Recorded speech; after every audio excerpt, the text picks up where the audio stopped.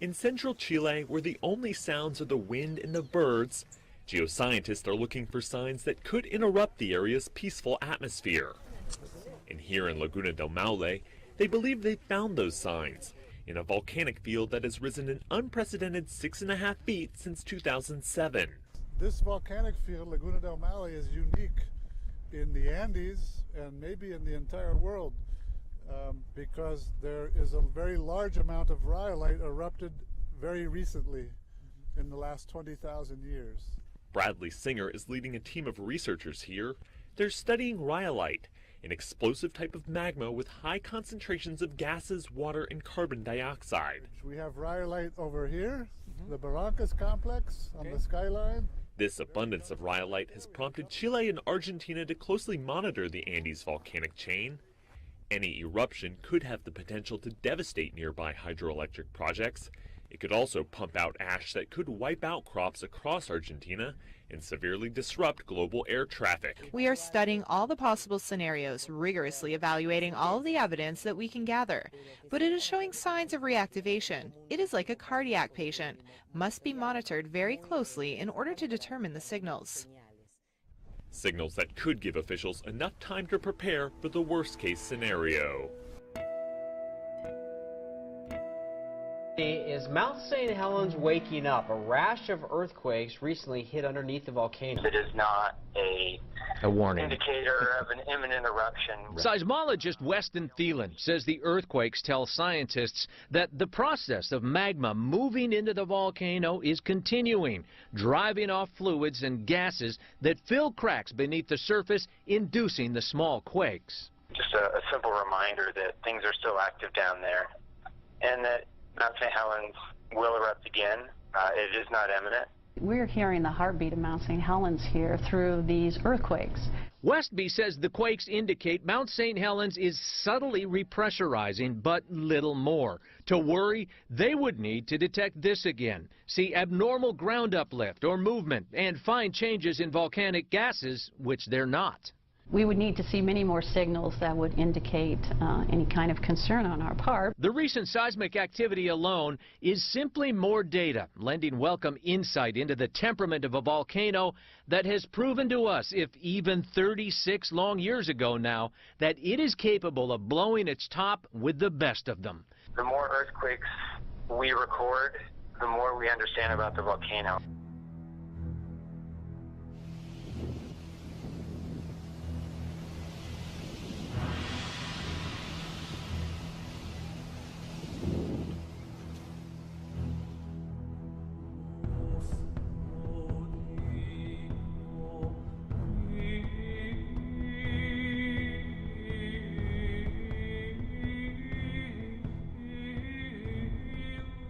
Scientists have learned that the brightest supernova ever observed wasn't an exploding star at all. Instead, the star was ripped apart by a giant black hole. How big of a black hole? Up to 3 billion times more massive than the sun. Scientists say the hole's gravitational pull, quote, spaghettified the star, stretching it until it was pulled apart. That's called a tidal disruption. When scientists first discovered the event, they said it was twice as bright as any supernova ever seen. But after months of further study, they found clues that it likely wasn't a supernova.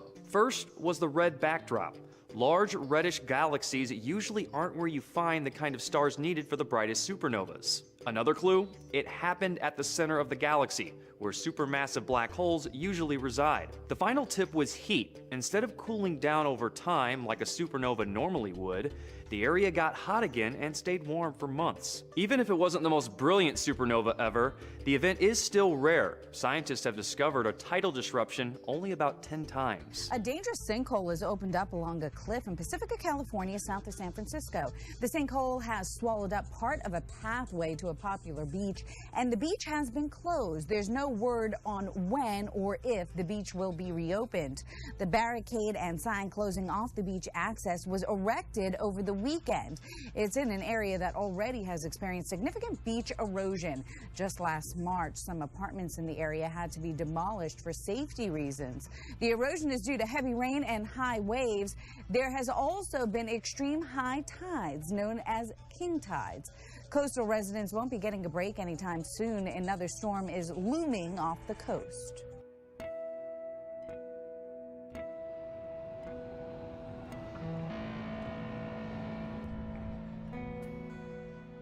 we've been focusing on the controversial Dakota Access Pipeline in Morton County, North Dakota. In Billings County, North Dakota, there's been an oil spill from another pipeline. An oil leak in North Dakota that has spilled tens of thousands of gallons of crude oil has been contained. This according to North Dakota state officials. An estimated 176,000 gallons of crude oil spilled from a 6-inch steel pipeline owned by the True Cause Company out of Wyoming. Some of that oil making its way as far as 6 miles along a tributary of the Little Missouri River. Now, the spill happened just outside of Belfield, North Dakota, west of the capital city of Bismarck, and about 150 miles from Cannonball, North Dakota, where thousands of environmental activists continue their campaign against construction of the Dakota Access Pipeline. Now, according to state observers, there are around 60 workers involved in the cleanup effort that have recovered around 37,000 gallons of that oil. Now, we mentioned that some of that oil did make its way into a waterway that has since frozen over, so some of that oil is actually trapped underneath the ice. Harsh winter conditions in North Dakota have prevented a full assessment of the cause for the leak. Having that said, the company behind the ruptured pipeline has reported as many as 36 such incidents since 2006, which amounts to somewhere around 320,000 combined gallons of leaked petroleum products. The reason that I have called for a review is really to just gather all the threads of the investigations, the intelligence work that has been done over many months, and put it in a single document that can be shared with members of Congress, relevant intelligence agencies. They can be shared with the transition team so that they understand what exactly happened, and so that the public and our elected representatives going forward can find ways to prevent this kind of interference from having an impact on the elections in the future. On Tuesday, U.S. District Judge Kevin Castile told federal prosecutors to show him the search warrant application used so the FBI could access emails from Hillary Clinton's private server that were found shortly before the November 8th presidential election. Castile ordered prosecutors by Thursday to turn over the application. The order was made as Castile considered whether any part of the search warrant materials could be made public in response to a lawsuit filed by Randall Schoenberg. Schoenberg said the public had a strong interest in the release of the materials. He said transparency was crucial due to the possible influence the investigation had on the outcome of the election. As online petitions receive millions of signatures pleading for the Electoral College to break from Donald Trump and vote for Hillary Clinton, the Republican National Committee has a plan to whip the necessary 270 votes come December 19th. According to Politico, state party leaders and members of the Trump camp have been in touch with most of the GOP electors to ensure there are no defections. Party leaders are said to be communicating with electors through phone calls and letters, while monitoring their social media to make sure nothing runs amiss. Right now, only one Republican elector, a Texas man, has publicly stated he plans to break from voting for Trump. Two other electors, one in Georgia and one in Texas, are promising to resign before the December vote to avoid voting for the president-elect. Should everything go to plan, Trump will receive the 306 electoral votes allocated to him from the election. But if the 37 Republicans were to jump ship and vote for Clinton, she could conceivably have a shot at the presidency. One look is enough to get you through this security gate. Amsterdam Airport is phasing in the technology over the next 2 years. Passports will be checked once on arrival and then never taken out again. Facial biometrics is unique, and in this case we transform documents and transactions into your face, so your face becomes your passport. Next year, MasterCard wants its customers to start shopping with selfies. So I open the app, confirm the amount and the merchant, so I click on that to say yes, and then ask to take a picture, and very important, I need to blink my eyes to make sure that it's a live person and not a picture that was shown in front of the camera. Beyond faces and fingerprints, biometric data comes from eyes, DNA, heartbeats and voices. Keys or passwords can be stolen, but no one can pretend to be you. This payments expert thinks it's only a matter of time. I believe that 2/3 of the world will ultimately end up paying with biometrics. I think the emerging markets will be a lot faster to adopt because they don't have our notions of privacy in the US and Europe. But ultimately, I think it'll also end up seeping by choice into developed markets. If I give you a lot more convenience, you'll probably use at least some of the time.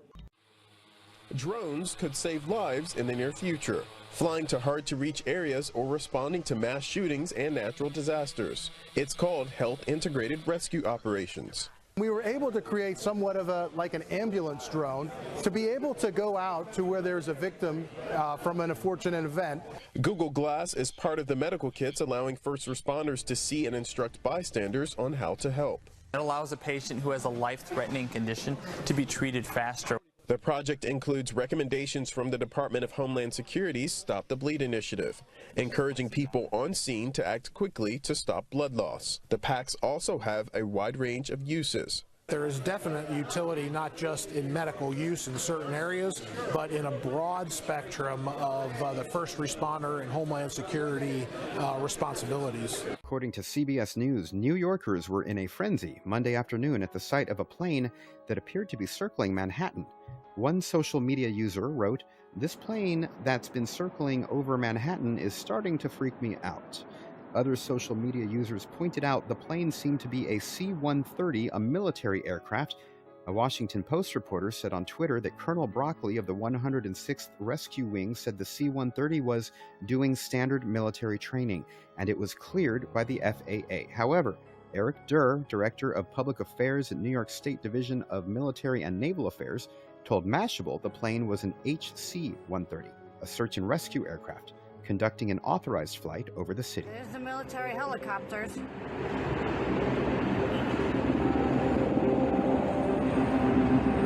Don't know what in God's name they're doing.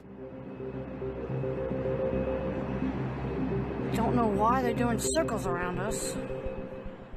Iran's President Hassan Rouhani has told the nation's scientists to start developing nuclear-powered ships for the Navy. Rouhani says he ordered the research and development program because the United States had violated their landmark deal that was agreed just last year. Now, under that deal, the US pledged to lift sanctions on Iran in return for Iran curbing its nuclear program. But earlier this month, the US Senate voted to extend an act of Congress that gives the president the power to reimpose sanctions at any time.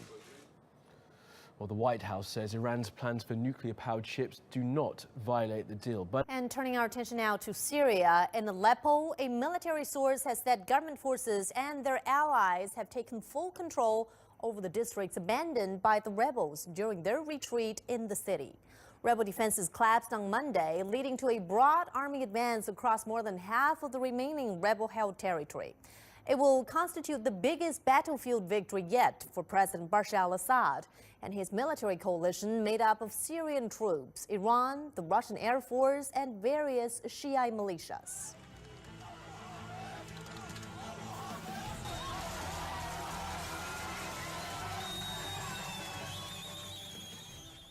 Elsewhere, the Russian foreign minister has expressed suspicion that the seizure of the Syrian city of Palmyra by Daesh might have been staged. Sergei Lavrov says Daesh terrorists' advance to the ancient desert city may have been engineered by the U.S. and its regional allies to divert attention from Aleppo. Lavrov says the fall of Palmyra raises the thought that it has been all orchestrated to give retreating militants in Aleppo a break. The Takfiri terrorist group recaptured Palmyra over the weekend. Months after it was forced out of the city, Russia has already blamed the loss on the United States. In an effort to find peace for Syrians caught in the crossfire of a lingering civil war that has already claimed hundreds of thousands of lives, Pope Francis has penned a letter to Bashar al-Assad. The letter, which was hand-delivered on Monday by the Vatican's ambassador to Syria, Mario Zinari, calls for an end to the violence and the peaceful resolution of hostilities. Vatican City is one of the few Western nations that has maintained active diplomatic ties with Assad and has been increasing diplomatic pressure on Assad with an eye to becoming an integral negotiator in eventual peace talks. It was the final official meeting of EU foreign affairs ministers this year, and their talks in Brussels were focused on Syria. In public, the ministers are still calling for President Bashar al-Assad to go, but analysts say that privately there is a realization that the West's attempt to overthrow al-Assad has failed. The EU now claims that its foreign policy priority towards Syria is to provide humanitarian aid. Still, we do not have access to eastern Aleppo, and we urge those that have the responsibility to guarantee access to eastern Aleppo to allow humanitarian aid to the civilians. Citizens who are still in East Aleppo are quickly running out of water, food and even the most basic of medical supplies. But while the EU would like to blame the Syrian government and its allies for this growing crisis, Damascus, Moscow and Tehran argue the Western countries that have been arming militants in Syria are in fact wholly responsible. The Syrian government is now close to regaining full control of Aleppo from foreign-backed militants. With the support of Russia and Iran, President al-Assad is also trying to defeat Daesh. US President-elect Donald Trump has made it clear that when it comes to the Middle East, that will be his priority once he takes office next month. During his campaign, Trump pledged to move the U.S. Embassy from Tel Aviv to Jerusalem. His campaign manager, Kellyanne Conway, reiterated that pledge and said it's a very big priority for Trump. This is our capital. We waited 2,000 years to come back here, and we expect the world to acknowledge this fact and to recognize Jerusalem as our capital, and therefore we should have here the embassy.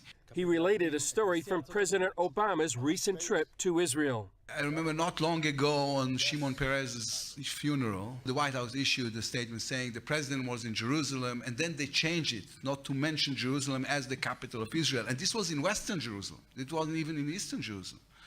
And I think this is preposterous. No country in the world recognizes Jerusalem as Israel's capital. A State Department official told CBN News, since Israel's founding, administrations of both parties have maintained a consistent policy of recognizing no state as having sovereignty over Jerusalem. We remain committed to this long-standing policy. But in 1995, the U.S. Congress passed the Jerusalem Embassy Act, mandating the move of the U.S. Embassy from Tel Aviv to Jerusalem. So far, every president has avoided the move, citing security concerns and signing a special waiver. Moving the embassy wouldn't make everyone happy. There will be happiness on the Israeli side, there will be unhappiness on the Arab-Palestinian side. There may be riots, there may be violence. Some say the move must come in the wider context of an Israeli-Palestinian peace agreement. Others believe Jerusalem is Israel's eternal, undivided capital. In the meantime, many say if the move is ever going to happen, Trump is the one to get the job done.